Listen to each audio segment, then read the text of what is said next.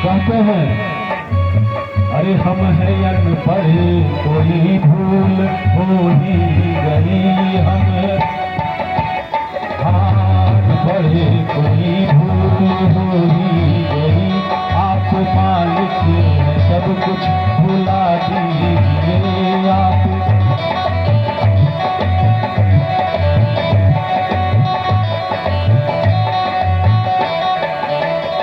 हम है अनपढ़ कोई भूल हो ही गई, हम है अनपढ़ कोई भूल हो ही गई, आप मालिक है सब कुछ भुला दीजिए, आप मालिक है सब कुछ भुला दीजिए।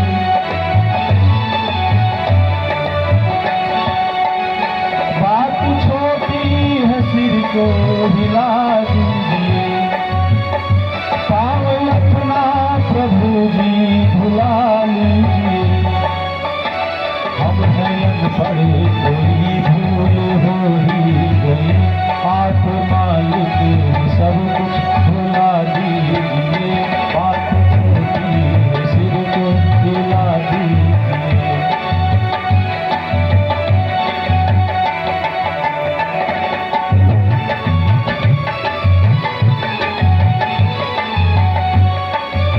केवट भैया आगे अपनी बात को रखते हैं, भगवान से बोले, अगर आप चाहते हैं तो किसी दूसरे नाव वालों को बुला लीजिए। गैर मल्लाह आएगा हरगिज़ नहीं, गैर मल्लाह आएगा हरगिज़ नहीं, आप बुला के देख लीजिए, कोई दूसरा मल्लाह आने वाला नहीं है। गैर मल्लाह आएगा हरगिज़ नहीं, नाम लेकर प्रभु जी बुला लीजिए, बात छोटी है सिर को हिला दीजिए, पाँव अपना प्रभु जी बुला लीजिए।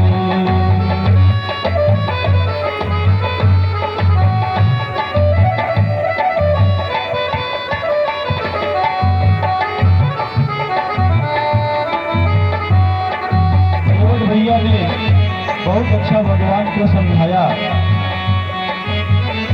अरे चाहे दोनों की है देर किस बात की, चाहे दोनों की है देर किस बात की,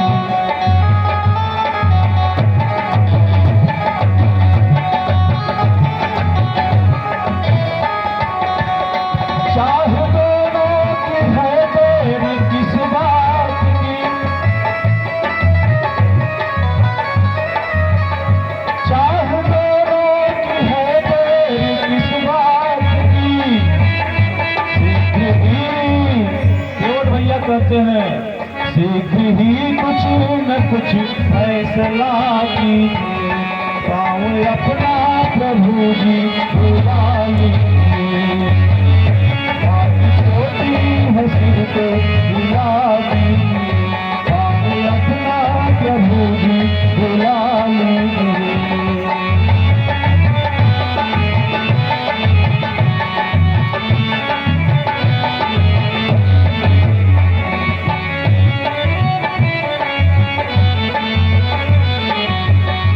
बात छोटी है सिर को हिला दीजिए।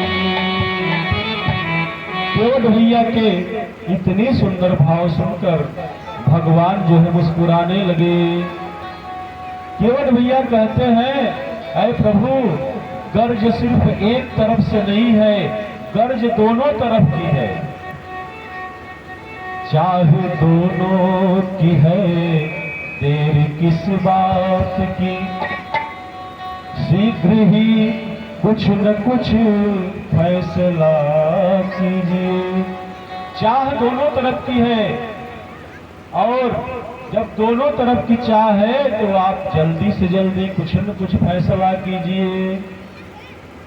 और मैं आपको कह रहा हूं कि गैर मल्लाह आएगा हरगिज नहीं, नाम लेकर किसी को बुला लीजिए। आप किसी का नाम लेकर यदि बुलाना चाहते हैं तो बुला लीजिए, कोई मल्लाह आने वाला नहीं है। केवट भैया बहुत ही सुंदर भगवान से संवाद कर रहे हैं। जो स्वयं जगत के पालनहार हैं, जिनके चरणों से गंगा जी निकली हैं, और वही गंगा जी के किनारे खड़े होकर केवट की उस अटपटी बातों को सुन रहे हैं। सुन के केवटी बचन हो गया मन मगन, बोला हे नाथ मुझी परी दया कीजिए।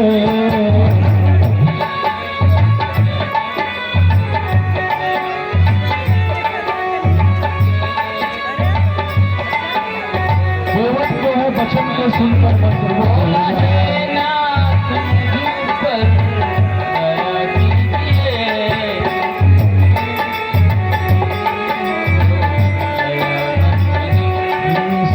केवट बचन हो गया मन मगन,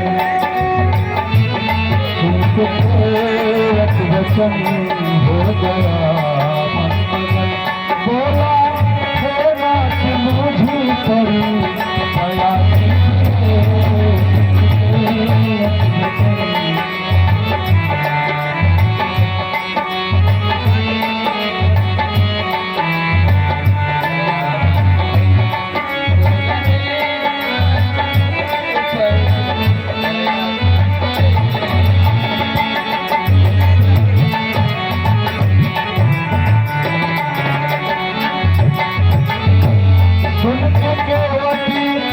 बचन हो गया मन मगन, बोला हे नाथ मुझ पर दया कीजिए। नाव नारी न बन जाए मेरी कहीं, नाव नारी न बन जाए मेरी कहीं, इसलिए प्रभु चरणों को बुला लीजिए।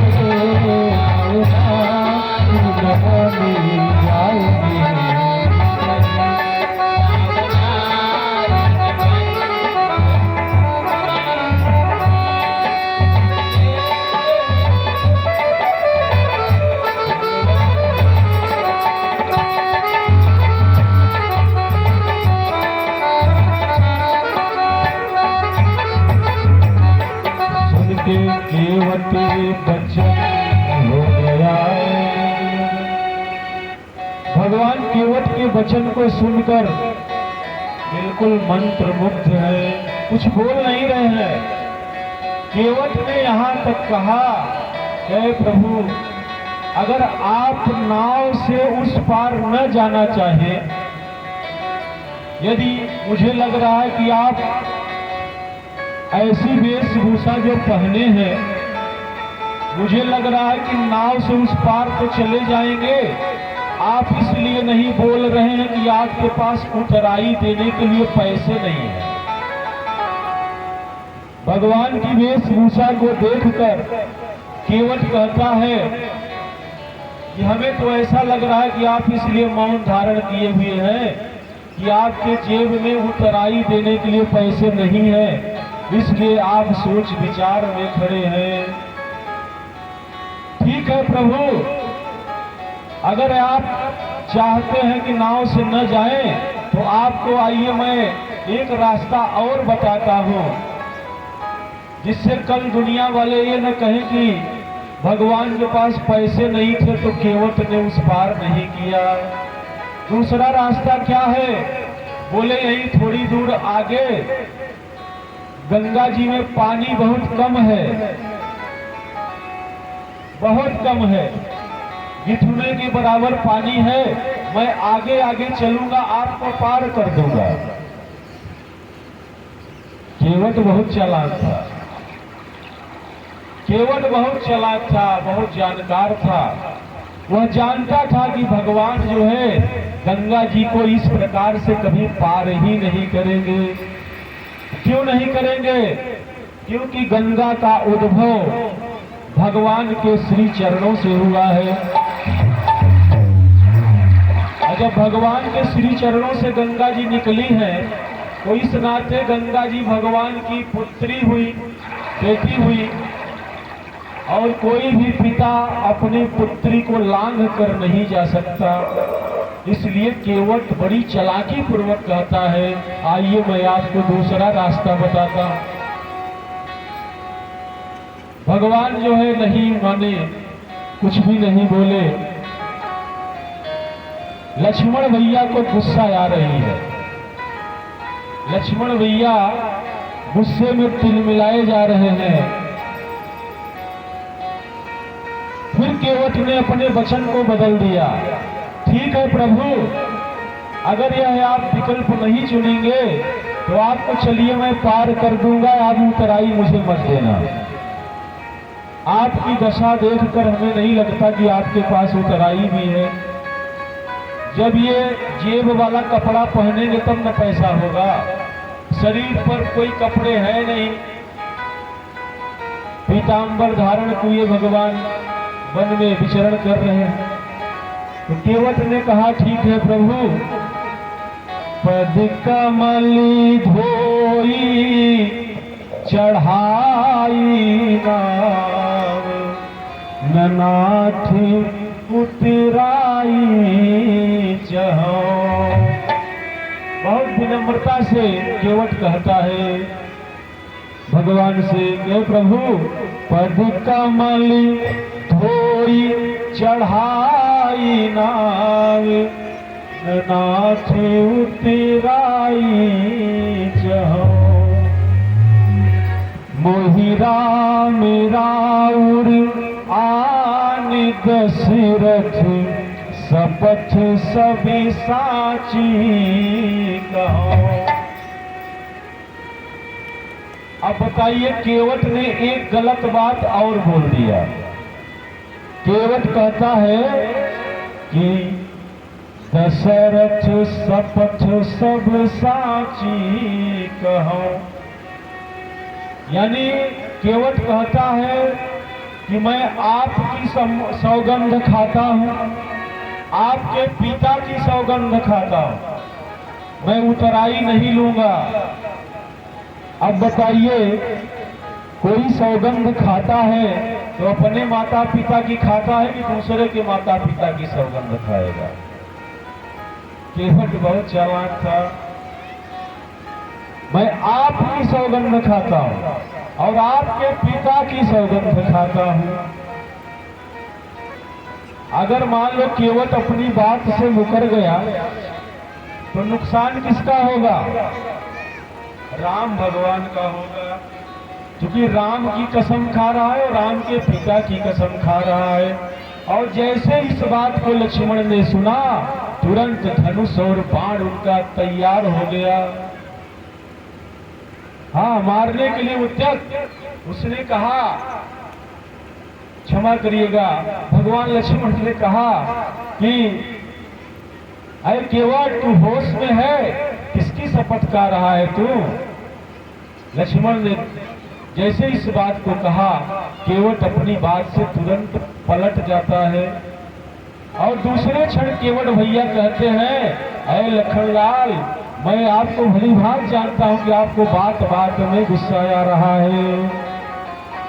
बरुती मारहूं लखनऊ में, जब लगी न पाय पखारी हूं, तब लगी न तुलसी दास नाथ, कृपाल पारू तारी हूं। अरे लक्ष्मण भैया, आप अगर तीर चलाना चाहते हैं तो चला दीजिए, लेकिन मैं भी आपको कह रहा हूं, बिना पांव पखारे मैं उस पार करने वाला नहीं हूं। और ये भैया लक्ष्मण, सुनो मेरी बात, आप ही बुद्धिमान नहीं हो, मैं भी बुद्धिमान हूं। मैंने सुना है कि मरते समय यदि भगवान का कोई नाम ले लेता है तो वह वैकुंठ धाम, साकेत धाम के लिए जाता है। और मैं नाम तो छोड़ो, साक्षात भगवान मेरे सामने खड़े हैं। और सुनो लखन भैया, आप जैसे ही तीर मारोगे मुझे, मैं सीधे गंगा जी में कूद जाऊंगा। बोले जानते हो क्यों कूदूंगा? क्योंकि मरते समय लोगों के मुख में गंगा जल डालते हैं। अब मैं एक बूंद दो बूंद नहीं, जैसे ही आप तीर मारोगे मैं गंगा जी की ओर ही कूद जाऊंगा और एक दो बूंद नहीं, पूरा घूंट भर के पेट भर के गले से बाहर तक गंगा जल पी लूंगा। तो इस तरह से भी मेरा उद्धार हो जाएगा। पर तीर मारहु लखनऊ पे जब लगी न पावी पठारी। बहुत सुंदर बात केवट भैया ने लखनलाल जी से कहा। लखनलाल जी ने सोचा, अरे मैं तो इसको मूर्ख समझता था, ये तो बड़ा बुद्धिमान निकला। हाँ, इतनी ऊंची बात इस केवट को भी पता है कि राम का नाम लेने मात्र से लोग वैकुंठ धाम चले जाते हैं। और ये कह रहा है कि राम तो मैं देख ही रहा हूं, राम नाम ले ही रहा हूं, और साक्षात दर्शन करते हुए मैं इनके लोक को जाऊंगा। और एक बूंद और दो बूंद मैं गंगा जल नहीं पीऊंगा, पूरा पेट भर के गंगा जल पीऊंगा। यहां पर केवट के इस वचन को सुन करके भगवान राम मुस्कुरा देते हैं। सुन केवटी के बैनी प्रेम लपेटे अटपटे, बिहसे करुणाए चितई जान की लखन तन। भगवान श्री रामचंद्र जी केवट के इस बात को, अटपटे बात को सुन करके बिहसे यानी हंस पड़े। और जानते हैं केवट भी बहुत बुद्धिमान था। केवट भगवान का ऐसा भक्त था कि केवट को पता था कि जब से भगवान अयोध्या से चले हैं दुखी ही हैं, इनके चेहरे पे मुस्कुराहट नहीं आई है। और केवट यही प्रयास कर रहा था कि मैं कुछ ऐसी अटपटी बात कहूं कि भगवान के चेहरे पे मुस्कुराहट आ जाए। इसीलिए केवट जो है उल्टा सीधे बात कर रहा था। और जैसे ही भगवान मुस्कुराए केवट भी प्रसन्न हो गया, मैं अपने कार्य में सफल हुआ। कृपा सिंधु बोले मुस्काई, कृपा सिंधु बोले मुस्काई, असोई करु जही तव नाम न जाई, सोई करु जही तव।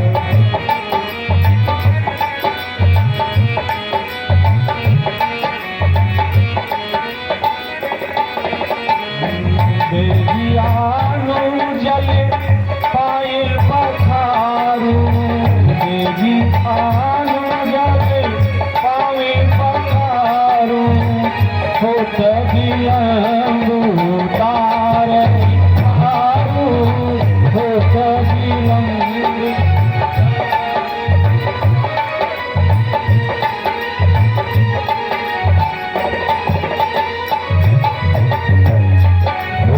विलंबे उतार ही पारू।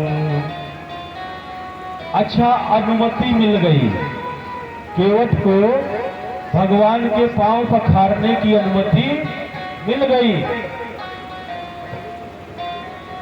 कि जाओ तुम जो है गंगा जल लाओ और हमारे पांव जल्दी से पखारो। तो केवट ने हाथ जोड़कर विनती की है, प्रभु आप कह रहे हैं कि मेरे पांव पखारो। आप ये बताइए, जब हम पति पत्नी दोनों जीवित हैं तो पांव पखारने के लिए क्या धर्मशास्त्र अकेले अनुमति देता है? बोले नहीं। तो बोले तो जाऊं मैं अपनी घरवाली को बुला लाऊं तब न पाऊं आपका पखारूं। लक्ष्मण भैया गुस्से में तिलमिला रहे हैं। एक तो इतनी देर बाद तैयार हुआ, घर जाएगा, पता नहीं कितना समय लगाएगा। बोले आप बस थोड़ी देर ठहरिए, मैं जाता हूं, मैं तुरंत आता। जाके दौड़ा दौड़ा गया और घर वाली को अपने बोलता है जल्दी जल्दी करो, तैयार हो, भगवान आ गए हैं, पांव पखारना है। और बच्चों को सरेखता है कि सुनो, तुम लोग दौड़े दौड़े जाओ और भगवान के चारों ओर जो है गोला बना के बैठ जाना, जिससे भगवान जाने न पाए। और सुनो, वो जो गोरा वाला आपको धनुर्धारी युवक दिखेगा, उसके चारों ओर मत बैठना, बहुत गुस्सैल है। जो सांवला वाला है उसके चारों ओर बैठना। बच्चे दौड़ दौड़ के गए, चारों ओर बैठ गए भगवान श्री रामचंद्र जी के। और लक्ष्मण भैया देख रहे हैं कि अभी बच्चे क्या कर रहे हैं। घर वाली को बुला के लाया और गंगा जल कठौता में भर के लाया और भगवान के पांव पखारने लगा। अब देखिए, भगवान के जब पांव पखारा, जमीन पर रख दिया, तो उसने कहा रुकिए भगवान रुकिए, फिर से पांव पखारे। बोले क्यों, क्या हुआ? बोले कि अभी तो ये मैं अपना गमछा नीचे बिछा दूं और नहीं तो इसमें बालू के कण लग जाएंगे। और आपके चरणों में जादू नहीं है, चरण रज में जादू है।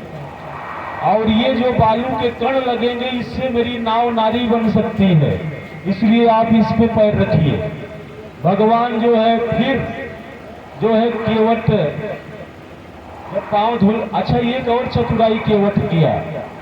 केवट जब भगवान के पांव धुलता है तो पांव को जबरदस्ती हिलाता है। अच्छा, अभी हिलाने के पीछे क्या रहस्य है? भगवान राम खड़े हैं, आराम से पांव धुल रहे, लेकिन जबरदस्ती हिलाता है। क्यों हिलाता है? केवट बहुत बुद्धिमान था। केवट जानता था कि अगर भगवान अपना हाथ मेरे सर पे रख देंगे तो मेरा जीवन सफल हो जाएगा, और इसीलिए खूब जबरदस्त हिलाता है कि भगवान जब डगमगाएंगे तो अपना हाथ खुद ही मेरे सर पे रख देंगे। और भगवान ने ऐसा ही किया। भगवान तो केवट की चालाकी समझ रहे थे। भगवान ने अपना हाथ केवट के सिर पे रख दिया, और जिसके सिर पे परम पिता अपना हाथ रख देता है उसका उद्धार हो जाता है, वह भव से पार हो जाता है। बोलिए राघवेंद्र सरकार की जय। इस प्रकार से भगवान राम के पांव पखारने का कार्य केवट जो है कर रहा है। पांव पखार लिया। और आपको बताएं, जो हम लोग आचमन करते हैं, भैया केवट ने ही सिखाया था कि भगवान के पैर धुलने के बाद आचमन करना चाहिए। स्वयं आचमन किया, परिवार वालों को आचमन कराया। अब भगवान ने कहा ठीक है केवट अब चले। बोले नहीं प्रभु जी, अभी आप नहीं जा सकते। लक्ष्मण ने कहा अब क्या हुआ? केवट भैया ने कहा कि आपको मैं उस पार कर दूंगा, आप चले जाएंगे।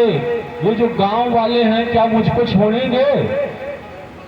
इनको भी जब तक चरणामृत आपका नहीं पिलाऊंगा तब तक ये मुझे छोड़ेंगे नहीं।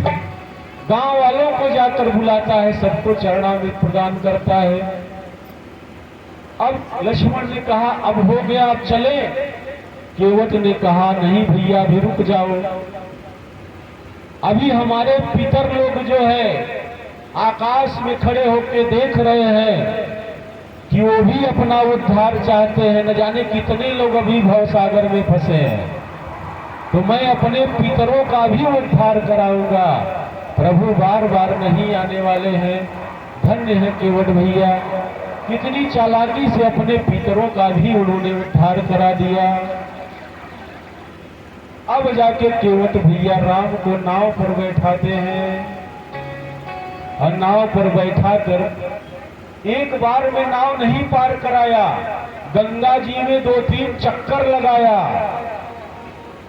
हाँ, लक्ष्मण भैया ने कहा, केवट भैया एक तो ऐसे विलंब हो रहा है, तुम इसी में क्यों गोल गोल घुमा रहे हो।